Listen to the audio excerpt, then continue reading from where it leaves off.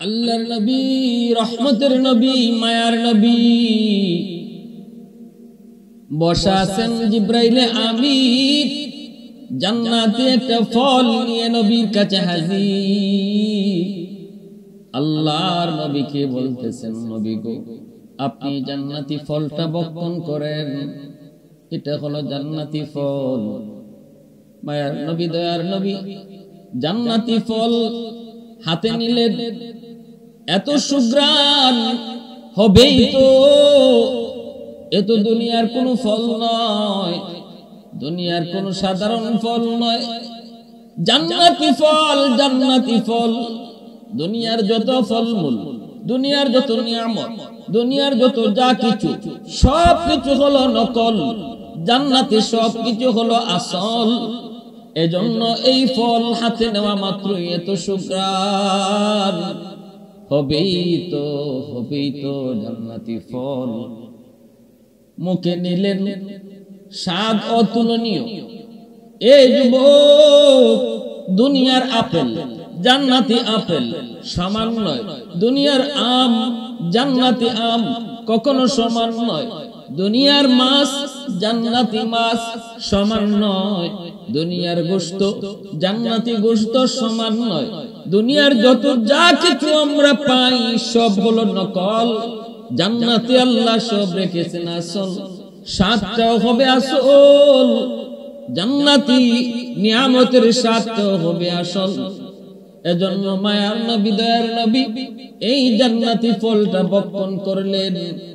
মায়ার নবী জান্নাতি ফল ভক্ষণ করার পর রাসূল করিম সাল্লাল্লাহু আলাইহি ওয়াসাল্লাম আম্মা জান খাদিজাতুল কুবরা রাদিয়াল্লাহু তাআলা আনহা, নবীজির প্রিয়তমা বিবি, গোটা উম্মতের মা, ইসলামে যার সবচেয়ে বেশি অবদান, সর্বপ্রথম কালেমা পড়ে মুসলমান হওয়ার ভাগ্য যার ছিল, তিনি কোনো পুরুষ নন, তিনি হলেন উম্মতের জননী আম্মা জান খাদিজাতুল কুবরা রাদিয়াল্লাহু তাআলা আনহা।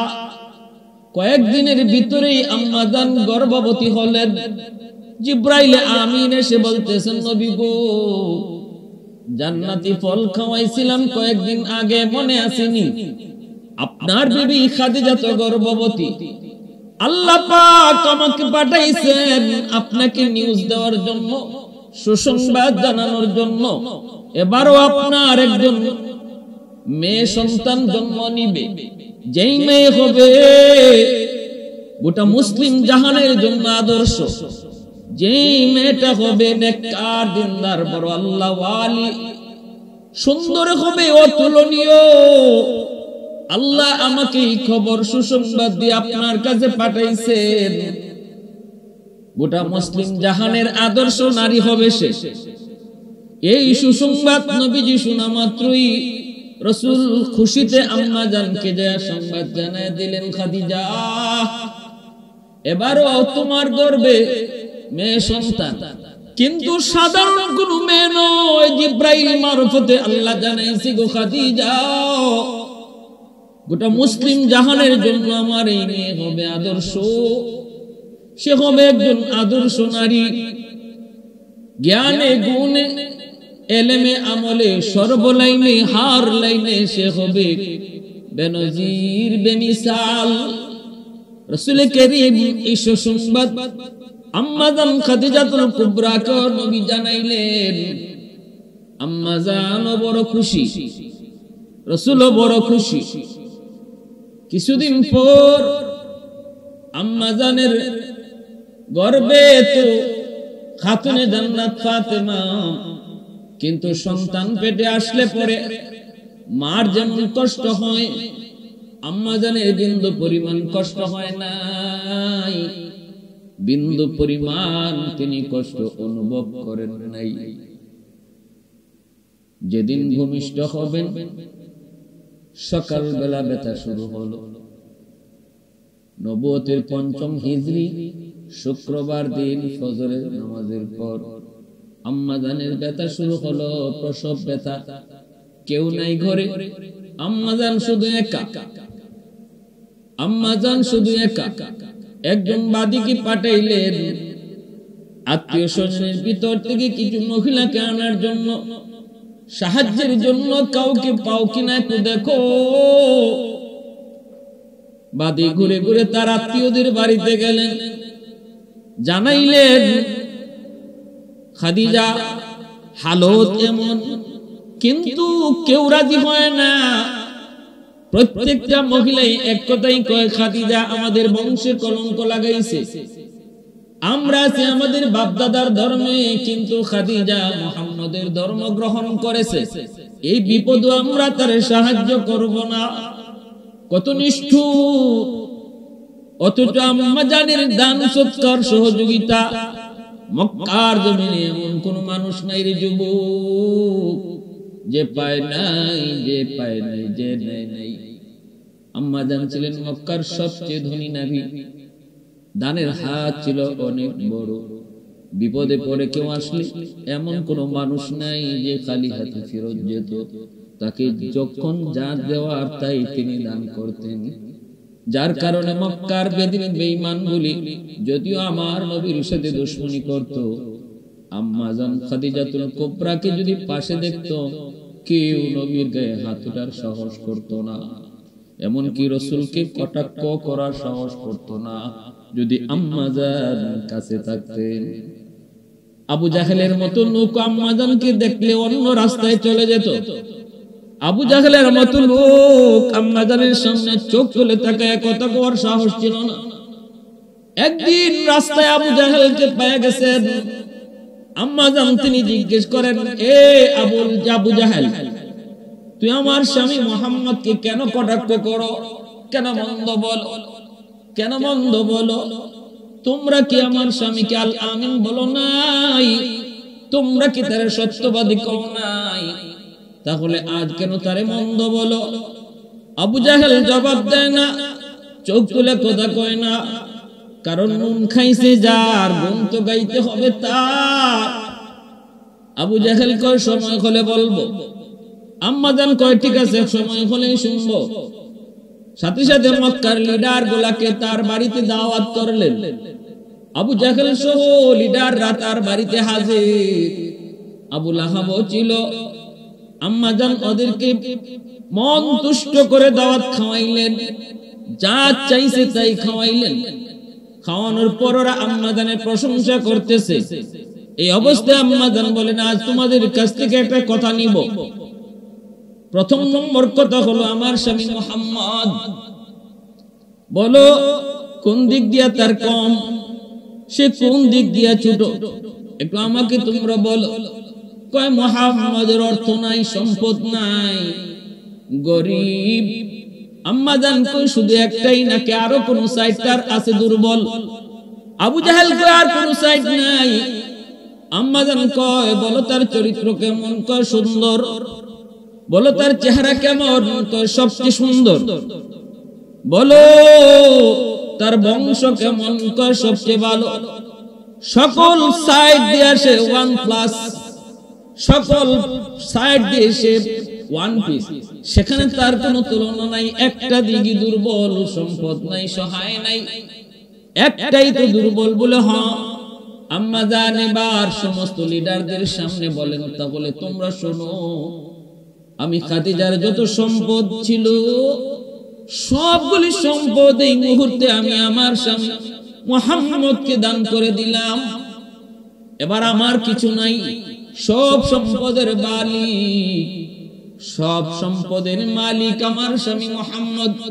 এবার তোমরা একটু কও, মুহাম্মদকে মানো না কোন কারণে? গরিব বলো, এখন সে গরিব নাকি মক্কার সবচেয়ে ধনী? আবু জাহেল আবু লাহাবের মুখ বন্ধ হয়ে গেল, কথা বলার সাহস তারা হারিয়ে ফেলল। আবু জাহেল কয়, খাদিজা তোমার সাথে আমরা কথা বলে পারবো না, তোমার সাথে কথা বলে পারবো না, এই বলে তারা উঠে চলে গেল। এজন্য আম্মা জান খাদিজাতুল কুবরা রাদিয়াল্লাহু তাআলা চরম বিপদের সময় প্রসব বেদনা, একজন মহিলা জানে প্রসব বেদনা, প্রসব ব্যথা, তার ব্যথা কেমন। প্রসবের সময় যে ব্যথা, এই ব্যথা শুধু একজন মা বোঝে, দুনিয়ার আর কেউ বোঝে না রে যুবক, আর কেউ বোঝে না। প্রসব বেদনার সময় কত মা দুনিয়া থেকে চলে গেল, প্রসব বেদনার সময় কত মা অজ্ঞান হয়ে যায়। ভালো করে মনে রাখো, এর চেয়ে বড় কষ্ট আর কিছু নাই। ভাইরা বন্ধুরা, ওই মারে তুমি বড় হয়ে কষ্ট দেও, একটু বুঝি তোমার মায়া হয় না, একটু বুঝি দরদ হয় না, একটু বুঝি তুমি ভাবো না। 1 কেজি 2 কেজি ওজনের একটা পাথর পেটে বাইদে তুমি একদিন হাইটে দেখো কেমন লাগে। সেখানে একজন মা 10 মাস 10 দিন তোমারে পেটে লইয়া এত বড় একটা বোঝা নিয়া ঘরের সব কাজগুলা করতো। কতটা কষ্ট বেদনা যখন শুরু হয়, তখন জানে একজন মা সে কি পরিমাণ কষ্ট অনুভব করে। বিপদের সময় আম্মা জানের কাছে কেউ নাই, আত্মীয় স্বজন কোন মহিলা আসতে রাজি হয় না। একটাই তাদের কথা, খাদিজা কেন ইসলাম ধর্ম গ্রহণ করলো, কেন আমাদের বাপ দাদার ধর্ম ছেড়ে দিল। এই কথাগুলা বাদিয়ে সে আম্মা জানকে শোনাইল। আম্মা জান বড় কষ্ট পেলেন। এই মানুষগুলা ওরা যারা বিপদে পড়লে আমি খাদিজা সাহায্য করতাম গো, আমার কাছ থেকে কখনো নিরাশ হয়ে যায় না। ঠিক আছে, আমি কারো সাহায্য চাই না মালিক, আমি তোমার কাছে সাহায্য চাই। আমার উত্তম সাহায্যকারী হলেন আল্লাহ। আল্লাহু খায়রুল হাফিজিন।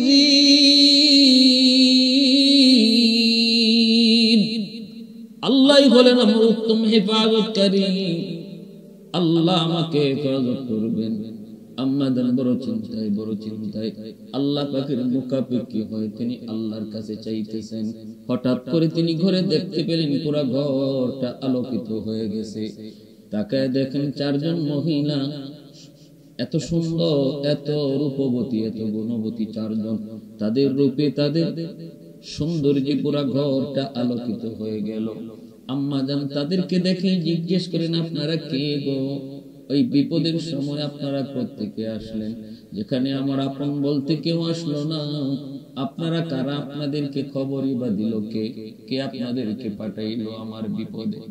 একজন পরিচয় দিয়ে বলতেছে, খাদিজা ডরায় না, ভয় পেও না, অস্থির হয় না, বিপদে যারে ডাকছো তিনি আমাদেরকে পাঠাইছে। আহাদুল লাইসা কামিসলিক সামাদুন লাইসা কাফাদলি লিমানিল মুলকু তুদুই তু সাজাওয়ার খুদাই তু খুদাওয়ান্দ ইয়ামিনি তু খুদাওয়ান্দ ইয়াসারি তু খুদাওয়ান্দ জামিনি তু খুদাওয়ান্দ সামাই তু রহিমি তু করিমি তু সামিঈ তু বসীরি তু মুইজ্জি তু মুযিল্লি তু মালিকিল আরশি বজাই বরি আজ চো চেরাই বরি আজ সূরত রঙ্গি বরি আজ ইজ্জ নিয়াজি বরি আজ বীম উমিদি বরি আজ খুরদন ও খুফতন বরি আজ তুহমত মরদন বরি আজ বীম উমিদি বরি আজ রঞ্জ বালাই।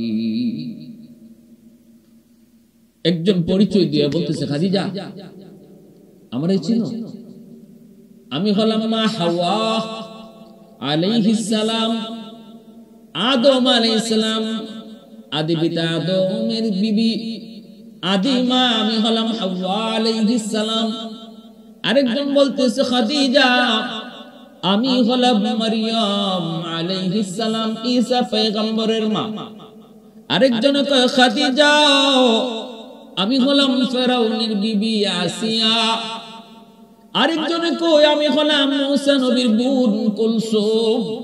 এই 4 জন আম্মা জান খাদিজাতুল কুবরা রাদিয়াল্লাহু তাআলা আনহার বিপদের সময় হাজির, সহযোগিতা করলেন। ফুটফুটে মেয়ে সন্তান দুনিয়াতে আগমন করলেন, যার চেহারার নূরে তাদের নূরটা পর্যন্ত ম্লান হয়ে গেল, পুরো ঘর আলোকিত হয়ে গেল। পৃথিবীতে যে 4 জন নারী সবচেয়ে সুন্দর ছিলেন, একজন হলেন ইব্রাহিম পয়গম্বরের বিবি, প্রথম বিবি সারা আলাইহিস সালাম, দ্বিতীয় জন হলেন হযরত মরিয়ম আলাইহিস সালাম, তৃতীয় জন হলেন আসিয়া আলাইহিস সালাম, চতুর্থ জন হলেন নবীজির কন্যা খাতুনে জান্নাত ফাতেমা রাদিয়াল্লাহু তাআলা আনহা।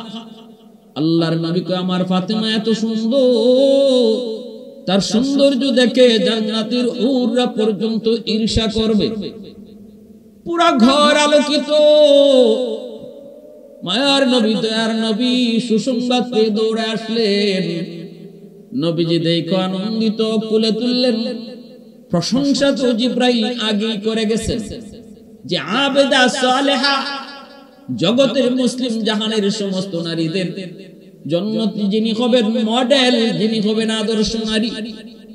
নবীজি আদর করে নাম রাখলেন ফাতেমা, আরেকটা ওর নাম নবী রাখলেন জোহরা। জোহরা শব্দের অর্থ হলো ফুলের কলি। ফুলের কলির মতোই ছিলেন তিনি সুন্দর। ভাইরা বন্ধুরা, এইভাবে খাতুনে জান্নাত ফাতেমা রাদিয়াল্লাহু তাআলা আনহা মার আদর, বাবার আদর পেয়ে পেয়ে তিনি আস্তে আস্তে বড় হন।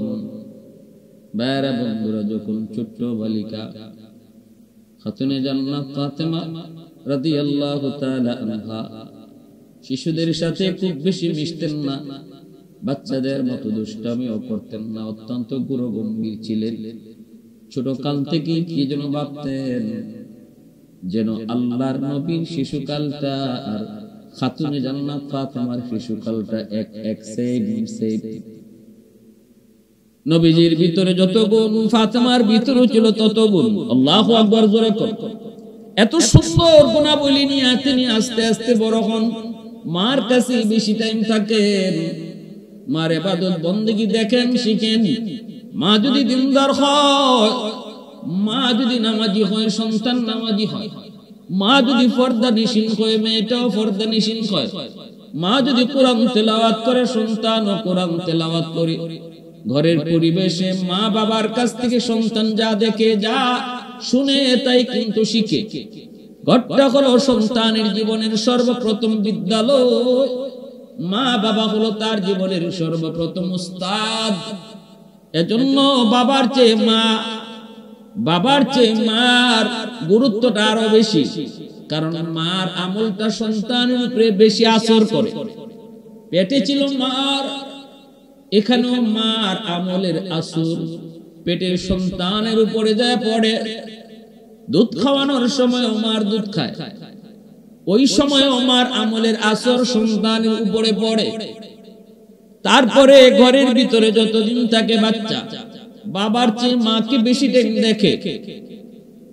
মা যদি নামাজ পড়ে, এটা দেখে দেখে সন্তানও নামাজ শিখে। মা যদি পর্দা করে, মাথায় কাপড় দেয়, ছোট বাচ্চাটাও মাথায় কাপড় দেওয়া শিখে। দেখবেন মা নামাজে দাঁড়াইলে শিশুটাও মার সাথে নামাজে দাঁড়ায়।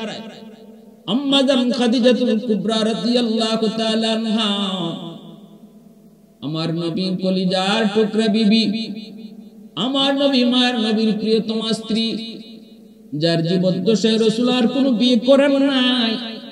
নবীজির সন্তান 4 জন মেয়ে সন্তান আর 3 জন ছেলে সন্তান। 7 জনই হইছেন আম্মা জান খাদিজাতুল কুবরা রাদিয়াল্লাহু তাআলা আনহার গর্ভ থেকে। শুধুমাত্র একজন ছেলে ইব্রাহিম, তিনি হয়েছিলেন আম্মা জান মারিয়া টিপটিয়ার গর্ভ থেকে। এজন্যই আম্মা জান বড় ভাগ্যবতী নারী। রাসূলের সকল সন্তানরাই আম্মা জান খাদিজাতুল কুবরার গর্ভ থেকে। খাতুনে জান্নাত মার কাছেই বেশি টাইম থাকে, মার আমলটাই দেখেন, মার আমলটাই নিজে শিখেন। এইভাবে আস্তে আস্তে বড় হইতেছেন, শিখতেছেন, আমলের প্রতি আগ্রহ। মা যে আল্লাহর বন্দেগী করিব, আল্লাহকে কি দেখা যায় না? আম্মা জান খাদিজাতুল কুবরা কয়, মা দুনিয়ার চর্ম চোখে আল্লাহকে দেখা যায় না গো মা। আল্লাহ দুনিয়ার মানুষের চোখেই পাওয়ার দেয় নাই, কিন্তু যদি তুমি নেক আমল করো, আল্লাহরে খুশি করতে পারো, জান্নাতে আল্লাহ তোমার চোখে এমন পাওয়ার দিবে যে পাওয়ার দিয়া মালিককে তুমি দেখেও ঠিক থাকতে পারবে, আল্লাহ পাক জান্নাতে তোমার দিদার নসিব করাবে। আল্লাহ জান্নাতে দেখা দিবে, দুনিয়ার চর্ম চোখে আল্লাহকে দেখা যায় না। এইভাবে মার কাছে তাইকে আমলের প্রতি আগ্রহ বাড়ে আর আমল শিখেন ভাইরা বন্ধুরা। কিন্তু বেশি দিন হয় নাই, খাতুনে জান্নাতের 11 বছরের টাইমে আম্মা জান খাদিজাতুল কুবরা রাদিয়াল্লাহু তাআলা আনহার ইন্তেকাল। অসুস্থ হয়ে পড়লেন, চরম থেকে চরম অসুস্থ হয়ে পড়লেন। ওই অবস্থায় নবীজির জন্য আম্মা জান কান্দে। রাসূল যায় কয়, খাদিজা তুমি কেন কান্দো? আম্মা জান কয়, নবী গো, আমি আমার জন্য কান্দি না গো নবী, আমি কান্দি স্বামী গো আমার ইন্তেকালের পর আপনার সেবা কে করবে, আপনার কে দেখশন করবে। বেদিন বেঈমান গুলা কত কটু কথা, কত নির্যাতন আপনারে করে। আমার কাছে আসলে আমি সান্ত্বনা দিয়ে আপনাকে সব কষ্ট ভুলায় দেই। কিন্তু আমার বড় আশঙ্কা, আমার বড় ভয়, আমার বড় টেনশন, আমার চিন্তা, আমার দুনিয়া থেকে বিদায়ের পর আপনার সেবা কে করব, আপনারে কে সান্ত্বনা দিব, এজন্য আমি বেশি কাঁদতেছি। সাথে সাথে খাতুনে জান্নাত ফাতেমা রাদিয়াল্লাহু তাআলা আনহা মার কাছে বসা, মার কাছে বইসা মার কপালে চুমু দিয়া কয়, মা আব্বুর জন্য তুমি কাঁদো না। মা গো আমি কথা দিলাম, মা আমি তোমাকে কথা দিলাম, তোমার বিদায়ের পর তোমার দায়িত্বটা আমি ফাতেমা আদায় করব। আমি বাবার সেবা করব, আব্বুর সেবা আমি করব, সান্ত্বনা আমি ফাতেমা দিব, সেবা করব আপনার মতো, সান্ত্বনা দিব আমার আব্বুর আম্মার মতো, আমেনার মতো। এই কথা বলতে খাদিজা রাদিয়াল্লাহু তাআলা আনহা খাতুনে জান্নাতের কপালে চুমু খায়, একটু আনন্দের হাসি আসে। মা আমার দিলটা খুশি, মা আমার বুকে তোর কথাগুলা শুনে আমার দিলটা খুশি হয়ে গেছে। মা আয় আমার বুকে আয়, বুকে আয়। আল্লাহর নবী, রহমতের নবী, মায়ার নবী কাছে বসা। আম্মা জান খাদিজাতুল কুবরা রাদিয়াল্লাহু তাআলা আনহা বলতেছে, স্বামী গো, ও স্বামী আমি দুনিয়ায় থাকতে তোমার কোনো হক যথাযথ আদায় করতে পারি নাই গো স্বামী, একটা আবদার করি, রাখবেন নি? রাসূলকে খাদিজা, দুনিয়ায় এমন থাকতে কোনো আবদার আমার কাছে তুমি করো নাই, এমন কি আবদার তুমি মৃত্যুর আগে আমার কাছে করবা? আম্মা জান কো, নবী গো, আমার আবদারটা হলো কবরের জগৎটা আমার বড় ভয় লাগে, বড় ভয় লাগে। আখিরাতের প্রথম মঞ্জিল কবর, কবর যার আসান তার সব ঘাট আসান। কবরে আমার বড় ভয় হয় গো নবী, ভয়। আমার একটা অনুরোধ হলো, আমার ইন্তেকালের পর আমার কাফনের কাপড় আপনি বাজার থেকে কিনবেন না, আপনার একটা পুরনের জুব্বা আমি ধুইয়া পরিষ্কার করে রেখেছি গো নবী, ওই পুরাতন জুব্বাটা আমি পরিষ্কার করে রাখছি, আপনি আমারে ওই আপনার জুব্বাটা দিয়ে কাফন পরে দিয়েন, পরনের জুব্বাটা দিয়ে কাফন পরে দিয়েন। যদি আমি খাদিজার কোনো বদামলের কারণে কবরে আযাব আসে, আগুন আসে, রহমতের নবীর কাপড় যদি আমার কাফন হয়, আমার মন বলে কবরে আগুন আমাকে স্পর্শ করবে না। স্বামী গো, আপনি আমার কবরে পার দিয়ে একটু হাইটেন, কবর নাকি চাপ দেয়, কবরের উপরে যদি রহমতের নবী হাঁটা চলা করে কবর চাপ দেওয়ার সাহস করবে না, সবাই আমাকে কবর দিয়ে চলে আসবে, আপনি আইসেন না, কবরের পাশে দাঁড়ায় তাই কেন? যতক্ষণ পর্যন্ত না আমি মুনকার নাকিরের জবাব দিই, আপনি পাশে থাকলে আমার সাহস থাকবে। ভয় হয়, ভয় হয় গো স্বামী। আল্লাহ নবী সান্ত্বনা দিয়া কপালে চুমু দিয়া কয়ে, খাদিজা ভয় পেও না, তোমার জান্নাতের সুসংবাদ আল্লাহ পাক তোমাকে দুনিয়ায় তাকতি দিয়া দিয়েছে, কবর তোমার সাথে বেয়াদবি করবে না, এরপরও তোমার সবগুলি কথা আমি রাখবো। রাসূল কবরে নিজের হাতে রাখলেন, আম্মা জানকে নিজের হাতে রাখলেন।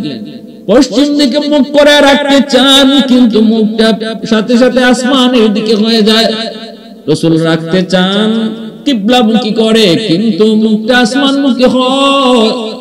রাসূল চায় কিবলামুখী, আল্লাহ চায় আসমানমুখী। এইভাবে কবর দেওয়ার পর মায়ার নবী দয়ার নবী তার পরনের জুব্বা দিয়ে তিনি কাফন দিয়া কবরে রাখলেন। কবরের পাশ দিয়ে রাসূল হাঁটাহাঁটি করেন, কিছু দূরে এসে দাঁড়ায় রইলেন। মুনকার নাকির কবরে ঢুকবে, কিন্তু যেই কবরের পারে দু জাহানের বাদশা রাহমাতুল লিল আলামিন দাঁড়া আছে, ওই কবরে কেমন করে মুনকার নাকির ঢুকে, কোন সাহসে ঢুকে? পাশে দাঁড়ায় রয়েছে আল্লাহ কই জিবরাইল তাড়াতাড়ি যাও, আমার বন্ধুকে যায় বলো কবরের পাশ থেকে যেন সরে আসে। বন্ধু দাঁড়ায় থাকলে মুনকার নাকির কবরে ঢুকবে না। আর বন্ধুরে নির্ভয় দিও, খাদিজার টেনশন করা লাগবে না। আমি চেহারা কি আসমানমুখী বানায়া দিছি, কারণ আমার খাদিজারে যখন মুনকার নাকির প্রশ্ন করবে, এই প্রশ্ন আমি শুনবো, দেখব, আর প্রশ্নের জবাব আমি নিজে দিয়ে দিব।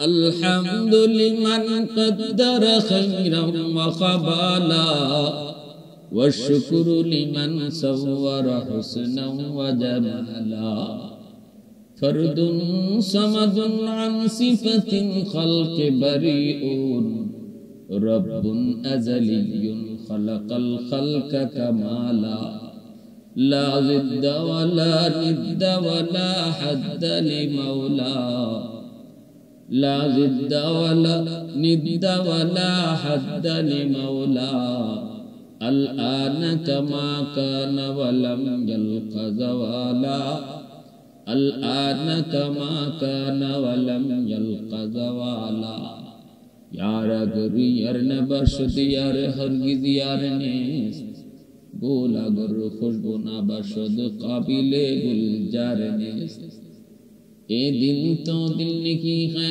जिस दिल में तू नहीं ए गुल तो गुल नहीं है जिस गुल में वो नहीं ए गुल तो गुल नहीं है जिस गुल में वो नहीं।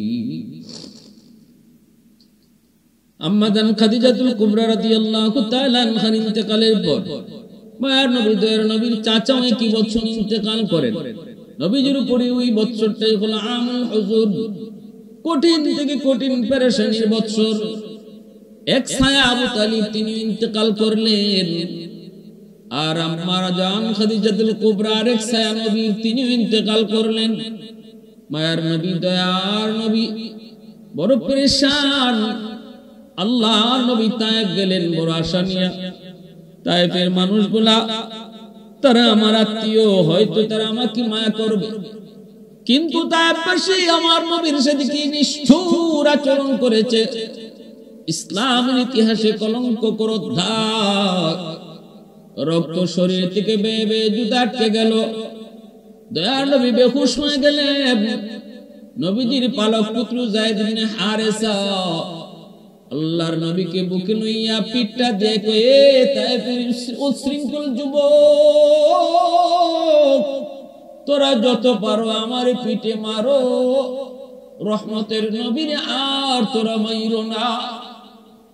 আল্লাহ পাক জিবরাইল আমার বন্ধু রক্তের ফোঁটা মাটিতে পড়তে দিও না, আমার বরদাস্ত করবে না। তাড়াতাড়ি কই আছো তুমি? কই সিদরাতুল মুনতাহা।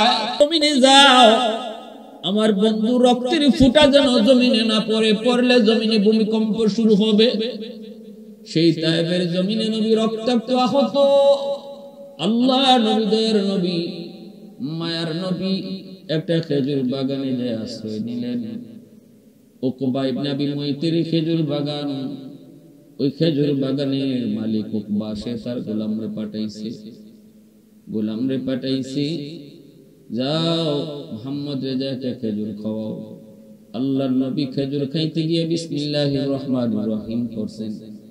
গোলাম সে ছিল ইহুদি, সে বলতেছে মুহাম্মদ আপনি এই নাম কই থেকে শিখলেন? রাসূল কয় কেন?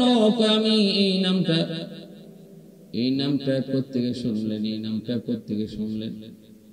আল্লাহ নবী কয় কেন?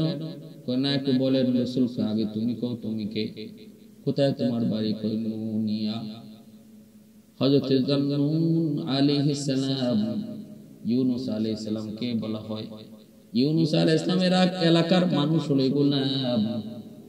এই গোলাম তখন কয় আমি জান্নুন, ওই নুনিয়া এলাকার মানুষ। আল্লাহ নবী কয় ওই এলাকায় একজন নবী ছিলেন ইউনূস আলাইহিস সালাম, তিনি আমার নবুয়তী ভাই। গোলাম অবাক হয়ে গেল, অবাক। কয় ইউনূস আলাইহিস সালামের নাম তো কোনো নবী ছাড়া জানার কথা না। সাথে সাথে গোলামের এতিম হয়ে গেছে, তিনি আল্লাহর নবী। সাথে সাথে তার এতিম হয়ে গেছে, সে আল্লাহর নবী। আমার নবী রহমতের নবীর উপরে ওই গোলাম কয় আমার বুঝতে বাকি নাই, আপনি আল্লাহর রাসূল, আমাকে এই মুহূর্তে কালেমা পড়ে মুসলমান বানায় দেন। আল্লাহর নবী তায়েফ থেকে মক্কায় ফিরলেন। নবীজির মেয়েরা সবাই যায় একে একে দেখলেন, সান্ত্বনা দিতেছেন। ফাতেমা যায় ঢুকলেন, দরজা বন্ধ করে দিলেন, সবাইকে বের করে। রাসূল কই ফাতেমা দরজা কেন বন্ধ করো? ফাতেমা কই বাবা আপনি, আপনার মাধ্যমে আল্লাহর সঙ্গে কিছু কথা বলবো। প্রথম কথাটাই ফাতেমা কান্দে আর কয় মালিক, ও মালিক তোমার কাছে জানতে চাই ইব্রাহিমের জন্য যদি তুমি নমরুদের আগুনকে ফুলের বাগান বানায় দিতে পারছো, মূসার জন্য যদি নীল দরিয়ার পানিকে তুমি রাস্তা বানায় দিতে পারলা, তুমি কি পারো না আমার আব্বু তোমার দোস্ত তোমার হাবিবের জন্য তায়েফের মাঠে উশৃঙ্খল যুবকগুলির পাথরকে তুলা বানাইতে পারো নাই কি তুমি পাথরকে তুলা বানিয়ে দিতে কেন করো নাই? আল্লাহ কেন করো না? ইব্রাহিমের জন্য আগুন হলো ফুলের বাগান, মূসার জন্য নদী হলো রাস্তা, আমার আব্বুর জন্য তুমি তায়েফের পাথরকে কেন তুলা বানাইলা না? আল্লাহর নবী কয় মারে এইভাবে কইস না, ও মা এইভাবে কয় না, আল্লাহর সাথে এইভাবে কথা কয় না। খাতুনে জান্নাত হাও মাও করে কান্দে আর কয় আব্বু আজকে আমার আম্মু নাই, আমি আম্মুর হাত ধরে ওয়াদা করেছি বাবা গো আপনারে আমি সান্ত্বনা দিব, সেবা করব। আমার আম্মুর আমি কথা দিয়েছি, আমি কেমনে নিজেরে বুঝাইবো? আজকে তায়েফের মানুষগুলো আপনার সাথে যে আচরণ করলো, কেমনে বুঝাইবো? আল্লাহ তো পারতো, কিন্তু আল্লাহ করে নাই কেন? ও বাবা তুমি তো আমার নিষেধ দিবাই, তোমার তো বাবা নাই, জন্মের আগে বাবা হারাইছো, বাবার দরদ তুমি বুঝো নাই গো। তোমার আব্বার তো মাও নাই, বাবাও নাই, মাও নাই, উনিও তো বাবার দরদ বুঝে না, কিন্তু আমি ফাতেমা তো বাবার দরদ বুঝি। কেমনে আমি আমার মনকে বুঝাবো? আল্লাহর নবী রহমতের নবীকে কুলে নিয়ে তিনি যখন সেবা করতেছেন, গরম পানিতে কাপড় ভিজায়া কত জায়গাগুলোর মধ্যে দিয়ে যখন সেবা করেন, রাসূল আরাম পেয়ে একটু ঘুম লেগে গেল। ঘুমের ঘরে আমার নবী স্বপ্নে দেখেন মা আমেনা, নবীর মা আমেনা যেই মারে 6 বছর বয়সে তিনি মদিনার রাস্তা বোয়া নামক জায়গায় তিনি হারাইছেন। এরপরে আর এই মারে মা কয়ে ডাকতে পারেন নাই, মা ডাক দিতে পারেন নাই।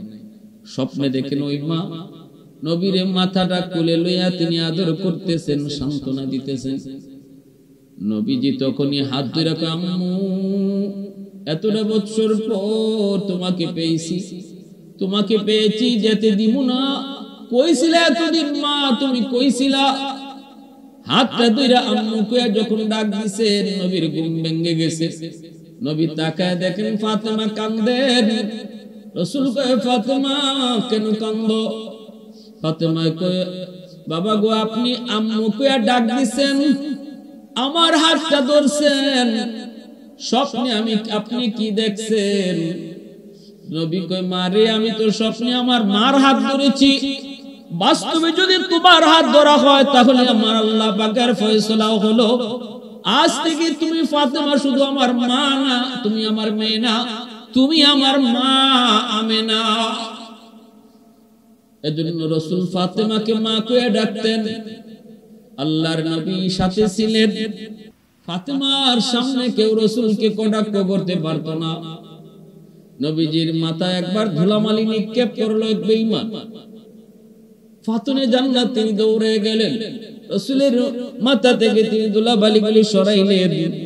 রহমতের নবী, দয়ার নবী, উত্তম আচরণের নবী, উত্তম আখলাকের নবী, খুলুকে আযীমের অধিকারী নবী, তিনি তো খারাপের বদলা দিয়া খারাপ কখনো নেন নাই, কখনো খারাপ বদলা তিনি দেন নাই। খাতুনে জান্নাত ধুলাবালিকে সরাইয়া দুশমনরে ডাক দিয়ে কয়, এ তোমরা কি মানুষ না মানুষ? আমার আব্বা তোমাদের কি ক্ষতি করলো? কি এমন ক্ষতি করলো? কেন আমার আব্বুকে তোমরা নির্যাতন করো, কষ্ট দাও? লজ্জা পেয়ে কাফেররা চলে গেল। রাসূল বাইতুল্লাহর সামনে নামাজ পড়েন, নবীজির মাথায় উটের নাড়ি বুড়ি চাপায় দিল, কেউ যায় না। নবী সিজদা থেকে মাথা উঠাইতে পারেন না। খাতুনে জান্নাত খবর পেয়ে দৌড়ায় বাইতুল্লাহর সামনে গেলেন, ধাক্কা দিয়া উটের নাড়ি বুড়ি মাথা থেকে সরাইছেন গো। এরপরে নবী শ্বাস ছাড়ছেন, সিজদা থেকে মাথা তুলছেন। দুশমনরা হাসাহাসি করে। খাতুনে জান্নাত প্রতিবাদ করলেন, কেন তোমরা আমার আব্বুর সাথে খারাপ আচরণ করো? এটা তো মানুষের কোন আচরণ নাই, বিন্দু পরিমাণ কি মানবতা তোমাদের নাই? যেই মানুষটারে তোমরা আল আমিন আল আমিন সত্যবাদী করে ডাকতাম, আজ সে কালেমার দাওয়াত দেওয়ার কারণে, আল্লাহর দাওয়াত দেওয়ার কারণে তার সাথে খারাপ আচরণ করো। এটা তো কোনো মানুষের আচরণ নয়, এটা তো কোনো মানুষের কাজ নয়। ওরা লজ্জায় মাথা নিচু দিয়ে চলে গেল। এইভাবে মায়ের নবী, দয়ার নবীরে তিনি সব সময় কাছে রাখতেন, সান্ত্বনা দিতেন। নবীজি আঘাত পেলে নবীরে তিনি সেবা করতেন। রাসূল শুধু মেয়ে হিসাবে দেখতেন না, মার মতো জানতেন, যেন রাসূল আমেনা হারায়া আমেনাকে রাসূল আবার পাইছেন। ভাইরা বন্ধুরা, এইভাবেই খাতুনে জান্নাত ফাতেমা রাদিয়াল্লাহু তাআলা আনহা বাবার সাথে থেকে বড় হয়ে মদিনায় হিজরত তিনি রাসূলের সাথে করলেন। মদিনায় হিজরত করার পর ফাতেমা তখন যুবতী হয়ে গেছেন। রাসূল মদিনায় ঘোষণা দিলেন, ফাতেমার বিয়ে দিয়ে দিব। কত সাহাবায়ে কেরাম বিয়ের জন্য প্রস্তাব দেয়, কিন্তু নবী কোনো কথা বলেন না। উসমান কয়, আলী আমার মন বলে তুমি যদি বিয়ের প্রস্তাব দাও তাহলে নবী রাজি হবে। আলী কয়, উসমান এটা কেমনে কও? আমি তো নবীর ঘরে থাকি, নবীর ঘরে খাই, আমি কেমন করে ফাতেমার জন্য বিয়ের প্রস্তাব দেব? উসমান কয়, আলী যা সাহস করে বিয়ের প্রস্তাব দে। আমার মন বলে তুমি যদি বিয়ের প্রস্তাব দাও তাহলে রাসূল রাজি হয়ে যাবে। ফাতেমার জন্য আলী যখন বিয়ের প্রস্তাব দিলেন, মায়ার নবী, দয়ার নবীকে, আলী দেরি করলি কেন? তোমার সাথে আমার ফাতেমার বিয়ের গটকালি করছেন আল্লাহ, আল্লাহ নিজে, তাহলে আমার ফাতেমার মোহর কি দিবা? কিছুই তো নাই। আলী কয়, নবী গো আপনার ঘরে খায়, আপনার ঘরে থাকি, মোহর দিমু কি? নবী কয়, আছে কি? কয়েকটা ঘোড়ার একটা বর্ম। রাসূল কয়ে যাও বর্মটা বিক্রি করে যা পাও তা দিয়ে মোহর হবে। এই বর্ম বিক্রি করতে নিলেন, উসমান গনি কিনলেন, 400 দিরহাম দিয়া দিলেন। এই 400 দিরহাম দিয়া মোহর ধার্য হলো। আর উসমান গনি সেই বর্মটা আলীর বিয়েতে আবার উপহার দিয়ে দিলেন। খাতুনে জান্নাত ফাতেমা রাদিয়াল্লাহু তাআলা আনহার সাথে আলীর বিবাহ হলো। আল্লাহর নবীর ঘরে থাকেন, নবীর ঘরে থাকেন, কিন্তু আলীর মন কয় ফাতেমাকে আলী তার নিজের ঘরে নিয়ে যাবেন। নিজের তো কোনো ঘর নাই, নিয়ে রাখবেন কোথায়? মন চায় ফাতেমারে নিজের ঘরে নিবেন, স্বামী শ্বশুরের ঘরে থাকতে রাজি না। আর এটাও শরীয়তের বিধান, এটাও দৃষ্টিকটু। বিয়ের পর শ্বশুর বাড়িতে থাকা এটাও একজন স্ত্রীর জন্য সম্মানজনক নয়। আলীর মন চাইলো নিয়ে আসতেন, একটা ভাড়া বাসা করলেন, কিন্তু নবীর কাছে কেমনে কয় ফাতেমারে আমি নিজের বাড়িতে নিয়ে যাব? আম্মা জান আয়েশা সিদ্দিকা রাদিয়াল্লাহু তাআলা আনহাকে মনের কথা বললেন, আম্মা জান যে নবীকে জানাইলেন আলী ফাতেমারে তার নিজের বাড়িতে উঠাইতে চায়। আল্লাহর নবী রহমতের নবী আলীকে ডাক দিয়ে বলেন, আলী তুমি কি চাও ফাতেমাকে আমি তোমার ঘরে দিয়ে দেব? আলী বলে, ইয়া রাসূলুল্লাহ আমার মন এটাই বলে।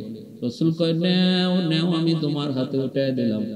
আর আলী রে মনে রাখবি এটা আমার কলিজা, এটা আমার মেয়ে না। ফাতেমা তো বিদাতুম মিন্নি, ফাতেমা যদি কষ্ট পায় আমি আলী আমি রাসূল কষ্ট পাই। এরপরে ফাতেমা রাদিয়াল্লাহু তাআলা আনহাকে আলী তার নিজের ঘরে উঠে আনলেন। তাদের ঘরটা কিছুই ছিল না, ভাঙ্গা ঘর, অভাবের সংসার, এক বেলা খাইলে আরেক বেলা খাওয়ার নাই, কিন্তু ভালোবাসা ছিল ভরপুর।